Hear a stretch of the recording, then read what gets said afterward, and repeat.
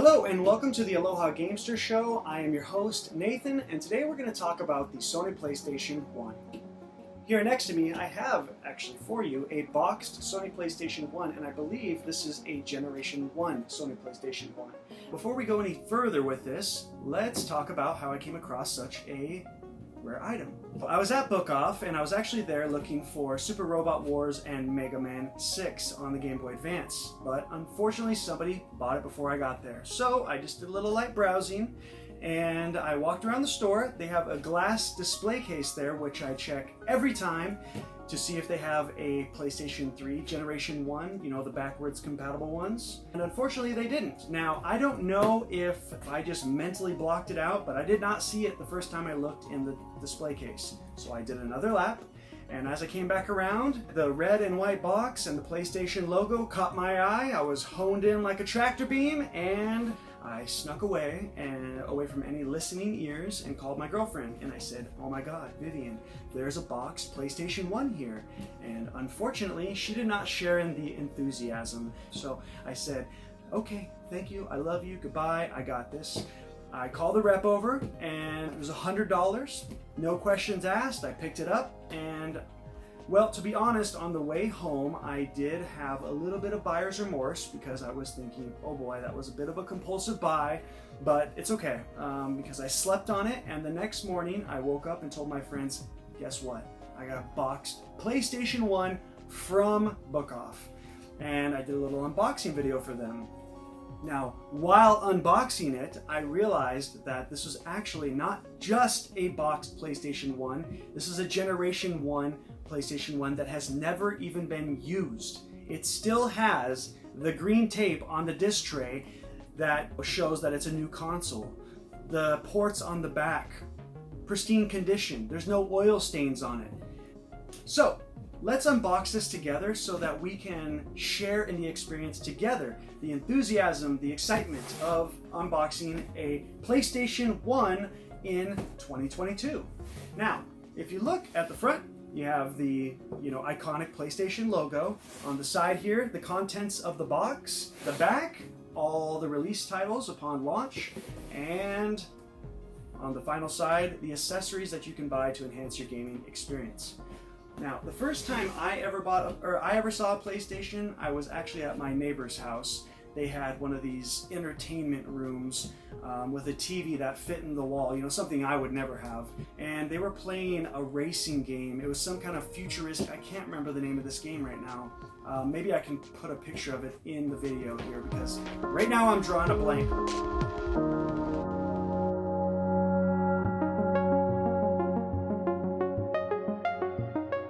Anyways, it was some kind of futuristic racing game where you got these little triangle vehicles that just jet down this futuristic racetrack. And I was like, what in the heck are we looking at here?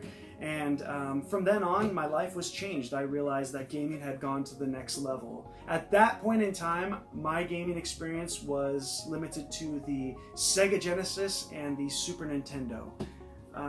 Now, fast forward back to 2022, we are now going to unbox my own Sony PlayStation 1. Here we go. Right away, you're going to see we have all the accessories. I'm going to bust into that first. The power cable, still twisty tied, never been untwisted, you could tell. We have the AV cables, still twisted, never been untwisted. And finally, for the accessories, the controller. I mean, how good does it get? You're just sitting here holding a brand new PlayStation controller, Sony PlayStation 1 in 2022. It's incredible. Now we're going to move on to the rest of the contents of the box. So, open up here, you can see we've got, let's see if we can do this here, the manual, still sealed. Pretty crazy to see a sealed manual, and they came with a demo disc. Now, when I got my first PlayStation in '99, I don't remember it coming with a demo disc, but regardless, this one did, which is pretty awesome.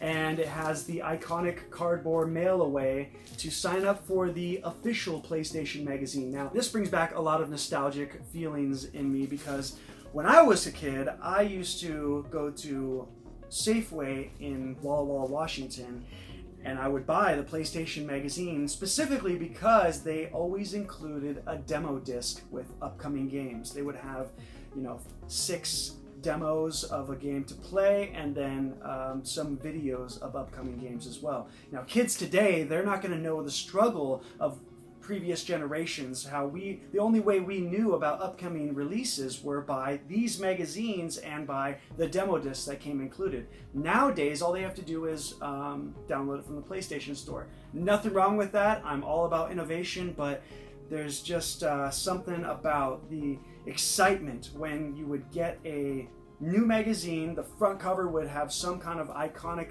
Sony PlayStation character, and of course the demo disc, ripping into that and getting to sample the new games, playing the same levels over and over and never getting sick of them. There was actually one demo disc I played the ever-living crap out of, and that was one that included MTV Sports Snowboarding. The soundtrack that was on that game was awesome. The graphics for the time were next level, and I mean, it was just probably one of the best snowboarding games I've ever played.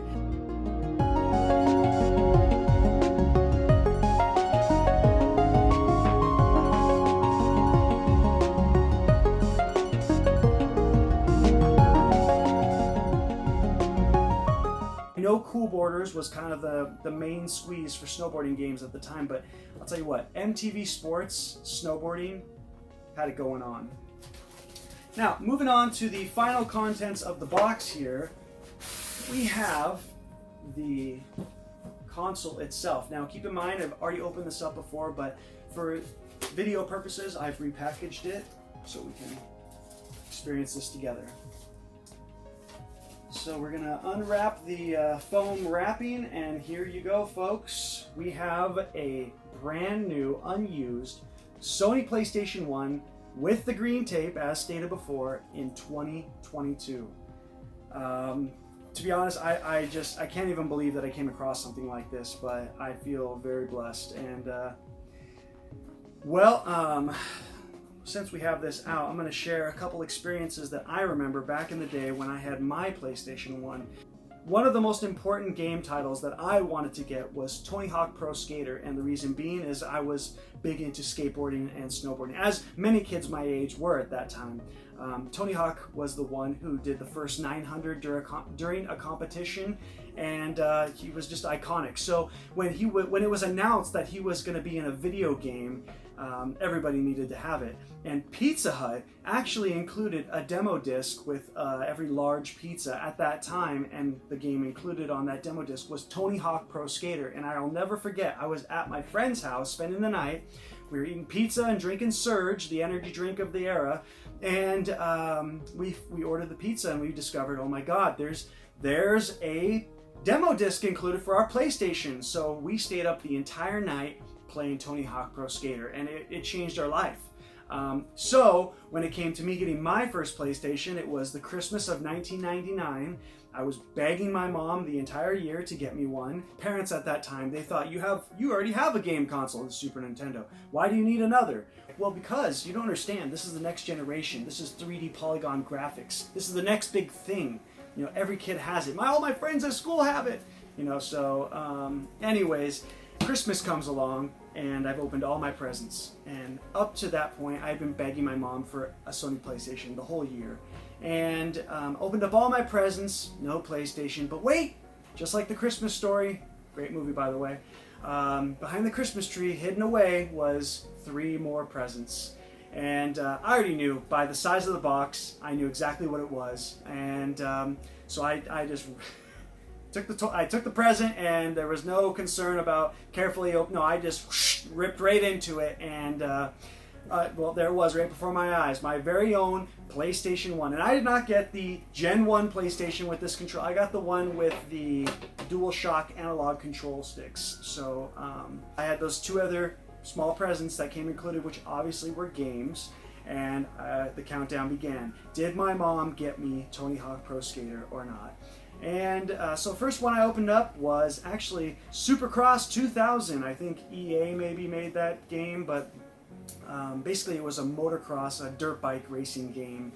And so, yep, set that aside. Great, I'll play that later, make her happy. But opened up the second one, and well, by golly, it was Tony Hawk Pro Skater. Everybody into skateboarding had to have that game, and there it was. I had it, I owned it, it's my own copy. So you didn't see me the rest of that night. I ran off with that game console and 2 games straight into my room, and I played the ever-living crap out of them, just like the demo disc. You know, can't get enough of that game.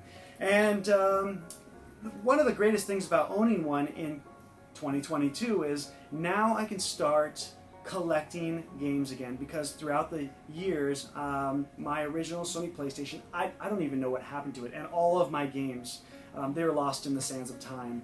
You know, I do have like the PlayStation Mini, which is fantastic because with these you can mod them, and once you've modded it, you can put any game, you know, your memory stick can hold on these consoles. I mean, it's basically a virtual gaming console at that point. And it's great to have, but as a collector, I prefer physical media at this point. I know we've entered a digital age, but I will always be drawn to the physical media. And so some of the games that I used to play back in my day, Resident Evil 2, and to be honest, I didn't like those games that much because the controls would drive me nuts. Trying, you know, the view, I couldn't understand why they didn't make it a first person or even like a better third person angle. That kind of corner of the room view just pissed me off. You know, I'm trying to turn and oh, here comes a zombie. You know, it's just, it was frustrating for me. I played through it though, but yeah, it was a hard one. And I really wasn't into Final Fantasy VII at that time. You know, turn-based, I didn't have the patience for it, or maybe it was the attention span. I don't know, but I was just into other things. Now it's funny because I did play Pokemon. I was all about the Pokemon series, but when it came to Final Fantasy, I guess what it comes down to is I really didn't give it a chance. I did have Final Fantasy Mystic Quest on the Super Nintendo, but I probably spent maybe an hour on that game and put it aside. So other games I was into on the PlayStation would have been Grandia 1, of course, and Metal Gear Solid. And that was kind of another game I was kind of on the fence about. I had it, I liked it, but it was like, it was just a little too slow for me. Trying to sneak around everybody. What I wanted to do, I just wanted to blitz past everybody. You know, sometimes it just didn't work that way. So, what else was there? Twisted Metal. Oh, I love Twisted Metal. You know, riding around in cars. Sweet Tooth, the ice cream truck driver, the crazy clown face shooting the heck out of people. That was awesome. And Grand Theft Auto, I didn't really like the overhead view, but for what it was worth, it was fun to steal cars and blow things up in the tank, so that was cool. What else was there? You know, it's kind of funny. This is probably not the most popular game, but I had a lot of fun with it. Was Star Wars: The Phantom Menace.